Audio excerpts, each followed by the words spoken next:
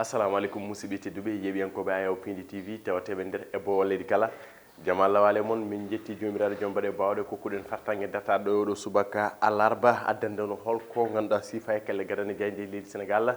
en jetti jomiraɗo subhanahu wa taala kono min jetti on onon ɓe ganduɗa kay ko rewdiɓe gueɗe pindi tv fidélité oɗon e corse ganduɗa kay confiance mo jogui ɗon mo dokkuɗon pindi tv e kala subaka ko weltare noon artude oɗo subaka en calmini ɓen ɓe ganduɗa ko yeeɓiyankoɓe men tawateɓe nder e bowal leydi kala musidɓe tedduɓe holko ɓuuri tentude e nder jaydeji leydi Sénégal ene wayno e nder oɗo subaka ganduɗa kay ko alarba yo kayde jayde leydi Sénégal garti e ganduɗa ko gustugol ɓeɗon halifaɓe ɓe ganduɗa leydi Sénégal yarama ɗum communauté layne kam e communauté mo Thiénaba jarama ɓeɗon halifaɓe ɗiɗo tedduɓe darinoɓe darde sembude diine islam kono kayya ko ganduɗa ko darinoɓe darde jokkere ennam hakkude ɗiɗon galleji diine ɓe jeehiya kono golle mabɓe ma kedde ɗo en ñaguima jomiraɗo joom mbaɗe bawɗe yo ganduɗa kayya ko oɗon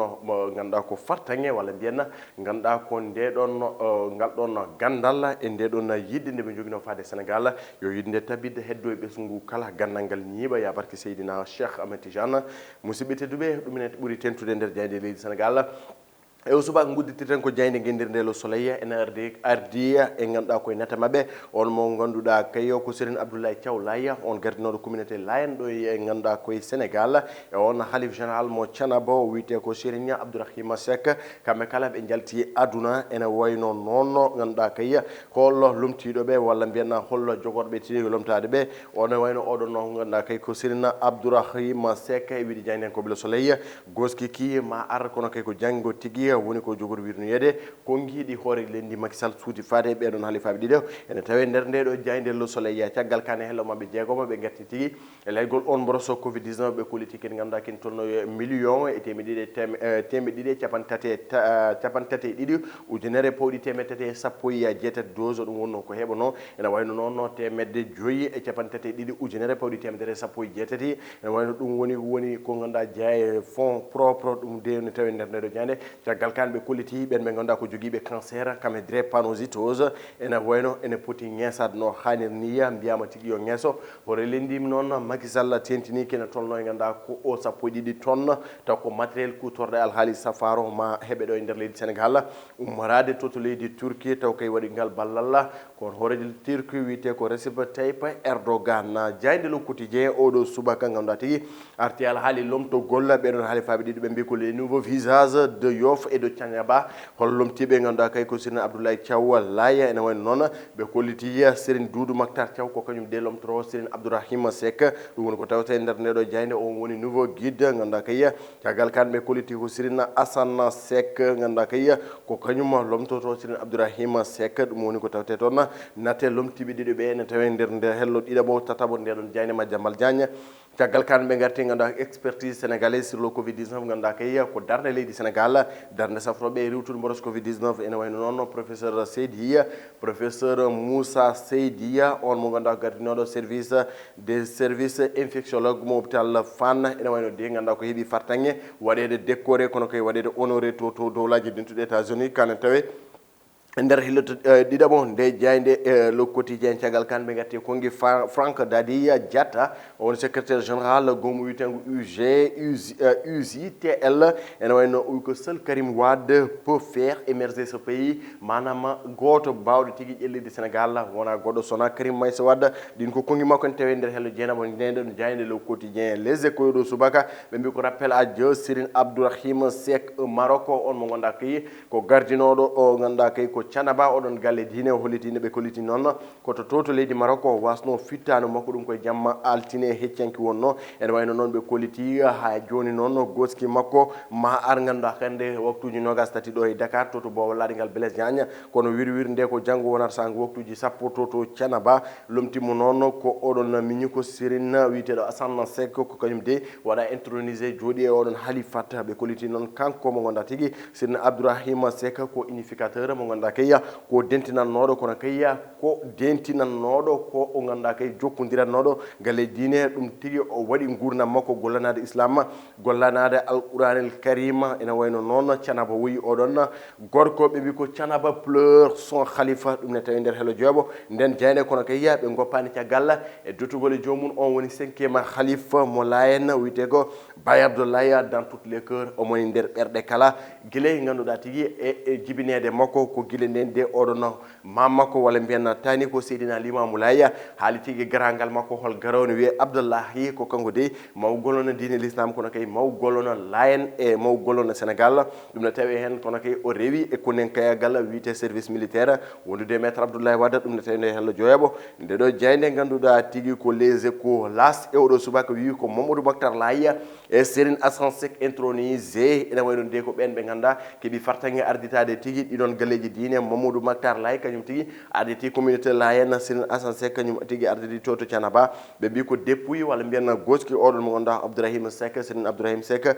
duttude jomum gardinoɗo communauté layenne ma arɗo hande Dakar sa nga waktuji nogas tati janggo de woni wirwirde nde ɗon caggal kan ɓe garti e ganduɗa koye haare contre l'extrémiste violent au Sahel ganduɗa tigui oɗon banggue rewo walla mbiyen oɗon banggue libyen e ko way noon ene way noon expert uji kokki tigui holko woni ganduɗa tigui fartangue gam ko heɓade ɓeɗon wat boniyankoɓe e ɗen golle bonde jokkuɗi toon kanen tawi nder jayde las ɓe garti noon gonka covid 19 kono kay on mbotos jokkuɗo e yoɓade pitali no hannirta ni jokkuɗo e hulɓinde ɓesgu Sénégal ɓe kolliti rokkoraji ɗi foof kono covid 19 ko waranno ko foof kono hanki ala ɓe kolliti ganduɗa leydi Sénégal wasi pitali kewɗi ɗi ƴeewa tolnima ganduɗa ko capantate goho fittandu wasandu e nder ñalawma goto foof de ko coronavirus lelni ɗumen wadde mbiyen ko hunde hulɓinide nouveau record macabre ɗum ko hello tatawo nde jayde ganduɗa koye gomu witego anda gasama holliti masque ji yo mbatte ganduɗa tigui ko gratuit e nder leydi Sénégal taw yimɓe fof ne mbawi hebde masque ko alda tigui ganduɗa ɗum ko wiyete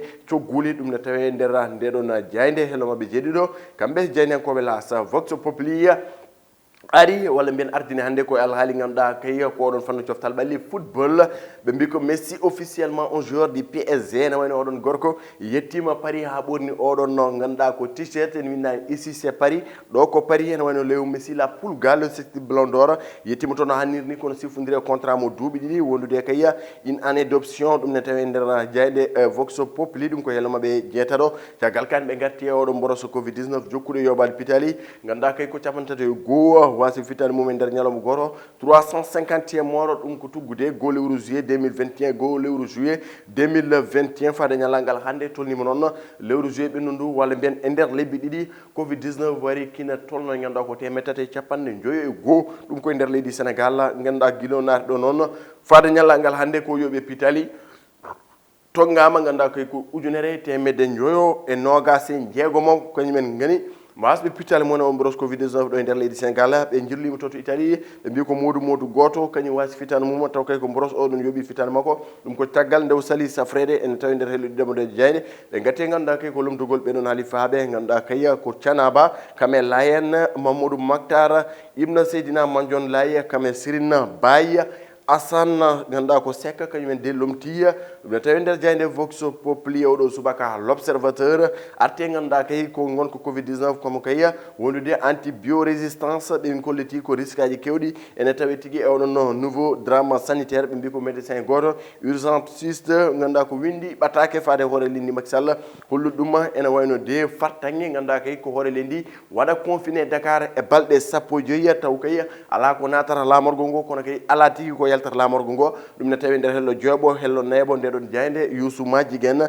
ɓe kolliti yarde natal ɗeɗon poɗɗe wiyetede azithromycine ganduɗa koy ko 1250 milligramme gam kay foof de ha joni ko comprimé je gam kay ha riwtutoɗo mbroso covid 19 ɗum noon caggal kanne ɓe garti e alhaali ganduɗa kay ko oɗon musiba walla mbiyanan ɗen gueɗe kantorire baɗe to Médina ko suko gorko taw kay ko pembowo kañum tigui yalte lawol enen ganduɗa hollina terɗe mum ene way noon ganduɗa ko yeniguel ɗon tuulel dewel ɓe koliti noon oɗon jeewo taw kay ko jeewo kosam e woɗɓe ɓooyi tigi wadde gueɗe kantude ngel ɗon tuulel dewel ngel ganduɗa ko duuɓi sappo e ɗiɗi jogui kamɓe kala pawama juuɗe ɗum noon e tawe e nder ndeɗon jeyde yousumaji guenna e oɗo subaka alarba jeyde enquête arti koye alhaali sumgoji lokkal payaɗi kono kaya e débat walla mbiyen yewtere alhaali yowtinde certificat de résidence gam kay ɓeɗon kala keeɓa certificat de résidence gam bindude golle ɗiɗon lissage électoral ɓe mbi ko moyen de transfert des électeurs ɓeɗon ɓe ganduɗa ko windirnoɓe wawɓe tigui heɓɓe coppal wodde ene wayno noon alhaali holko ŋakke gueɗe ha joni inscription e ɗiɗon lissage électoral ɗum woni ko jaydenkoɓe enquête gaddi oɗo subaka ɗum ne tawi nder hela mabɓe tataɓa kamɓe ɓeɗon jaydenkoɓe ɓe mbi ko décédi Khalif de Layen l'hommage en grand bâtisseur ene wayno dewrutama teddugal on gorko mo ganduɗa c'est Abdoulaye Thiaw no ko geewi wiidemo ɓe mbiya komo baylaya ene wayno noon ɗum ne tawi nder hello jiiɗi ndeɗo jayde o rutama teddugal no hannirta ni caggal kan oɗon fraude jeenoɗo to baccalauréat ene wayno ko fraude goɗɗo jiiya to BFM ɓe mbi ko o BFM to ajourné du baccalauréat elle compose à la place de sa tante ene wayno noon ko oɗon suka debbo waɗani ganduɗa kay ko o goggo makko oɗon guel ɗon kawguel kono kay o daɗani hen saabu faama junngo no hannirta ni ɗum woni noon ko tawete nder jayde enquête libération no kewɗen wiide son un scandale tan ko révélation kamɓe mbiyete expert en rien curieux en tout ɓe mbi ko alhaali leyɗele ne jokkide wadde do hooli to commune mo Mbane Rabbi Fakiya e wondude ganduɗa kay ko alhaaliya ɗin tolnude ujunere temedde jeegom capanɗe jeegom e goho milliard hectare diluji ganduɗa ko multinɗi walla mbiyen ko pawdirɗi ene wayno noon ko milliard uji kewɗi tonga hen ɓe mbi ko Abdoulaye Alioune Diack on mo ganduɗa meeɗi wonde PCR ganduɗa kay en tawi nder ndeɗo jayde kono kay ene lombe kaɗon haala ganduɗa kay kamɓe kala o holliti c'est un scandale des villages seront déplacés ɗeɗon guure kala mandirtine sababu noon ko yeygol ɗiɗon hectare uji faade woɗɓe ɓe ganduɗa tigui ene jeeya e mabɓe oɗon société biteɗo Signé Guindia dillowo tigui e maadi ɗo e nder leydi Sénégal ko enquête exclusive woni ko mbaɗi hen en tawi nder hello jooɓo nde jayde libération coftal ɓalli stade e oɗo subaka ari koye ganduɗa koye natal on wiyete ko la pulga Léo Messi le septuple ballon d'or ɓe min kolliti aussi fondiri e Paris ɗum ne tawi nder ndeɗo jayde ɓe mbi ko 72 millions de francs CFA par jour capanɗe jeeɗiɗi millions ko préje CFA woni ko Messi heɓata kala e ñalawma ɓe mbi ko le nouveau roi de Paris lamɗo Paris kesso woni Léo Messi o holliti noon kanko Messi omo heppiti ganduɗa kay nde fuɗɗoto ganduɗa fettude to Paris Saint-Germain ɗum ne tawi nder ndeɗo jayde le club et sa vision sont en parfaite adéquation sur ses ambitions ɗum ne tawi nder ndeɗo jayde caggal kan jayde stade arti ganduɗa koye natal on mo ganduɗa wiyete ko Edouard Mendy gardien dossard mo équipe guendejo leydi Sénégal wondude Boulaye Diaby kolliti tigui ɓeɗon waɗaɓe ma jaggodire kikiɗe hannde o ko yowiti super coupe d'Europe Chelsea hakkude Villarreal ɗum ko hannde kikiɗe jogori wonde ɓe mbi ko Mendy face à Boulaye pour étoffer son palmarès beele de Edouard Mendy ma heɓ fartangue ganduɗa kay ko nawde oɗon trophée oɗo kikiɗa gam kay heɓde fartangue winude on trophée ballon d'or ɗum ko caggal Sadio Mané nde ƴettonno leydi Sénégal ɗum ko hitan 2019 ɗum woni ko tawte nder ɗo jayde kono kay ɓe garti ganduɗa ko alhaali kan 2022 joyor yuɓine to Cameroun de natal Aliou Cissé kono kay e on maître Augustin Senghor président fédération sénégalaise de football musidɓe tedduɓe ɗum wonno ko tawte nder kelle gadana jayde leydi Sénégal e oɗo subaka alarba sappo e goho lewru ganduɗa kay ko août 2021 ene wayno noon e gartade gonka covid 19 jokkuɗo e leyde kono kay ɗo ganduɗa kulole fayre waɗi caggal ganduɗa ko hanki capantate goho wasi pitare mumen bammuleji nene kewi teppa asoɓe natti foftude ganduɗa kay koye oɗon brosse covid 19 on variant delta jokkuɗo leyde pittali sagataɓe jani pittali sukaɓe nene jokko hen mawɓe neeɓe nene gasa mbiyen holto faya dogue waɗi wadde mbiyanna peccoɗen e peeje ngal beele mbawen riwtude oɗon brosse saabu pular wi ko dental woni doole kalko renti huule kono kay kalko renti jogo doole wawa tigui yoltude hujjaji mum kono kay wawa ittude sagga mum wadde mbiyen sen denti en kormima ko wiya ko hasi ene hani ganduɗa ko mbawen riwtude oɗon brosse covid 19 wadde ko heddi peeje koye men ganduɗa ko dental tan wawi hokkuden fartange riwtude oɗon brosse kono na ɗum kay yaade e eɓɓore ganduɗa ko anda gësam wonde il faut masque so tawi tigui ganduɗa gonɗen koye leydi Sénégal to ganduɗa covid 19 ene waɗi en gaddo beño fala budde masque watte gratuite holɓe ganduɗa gala 100 francs coodi masque wadde ko erago batten beele de ganduɗa kay gon erago ngo ɓe mbani wawa yettade to foti yettade ɗo masque watte gratuite neeɓe sukaɓe mawɓe oɗon saaha kalmo waɗani masque yo kuugal yane mum hande kalmo waɗani masque ene wawi taw ala par ce que to manquerɗa sappo e joyyi ɗo ene wawi taw joguiɗo milliard woto cikki ganduɗa ko 200 000 no waye mon ni ko noon waye amen minen wadde mbiyenna miskineɓe ne jooƴe leydi Sénégal ha joni wadde mbiyenna eɗen jaadi eko masque watte gratuite ndeɗon eɓɓore walla mbiyenna gon miijo mouvement andaga sama musidɓe tedduɓe arno ganduɗa kay ko addan ɗon kele gadane jayndeji leydi sénégal oɗo subaka ko Moussa Niang to karallagal to woni toon ko Ibnu Mamoudou wiyete ko Samba Diop gorko mo magama e litama aadi men e kabaruji ko janggo e oɗo waktu so allahu lamɗo jaaɓiya musidɓe tedduɓe Allah jarama on jarama yo Allah hokku en yiide suba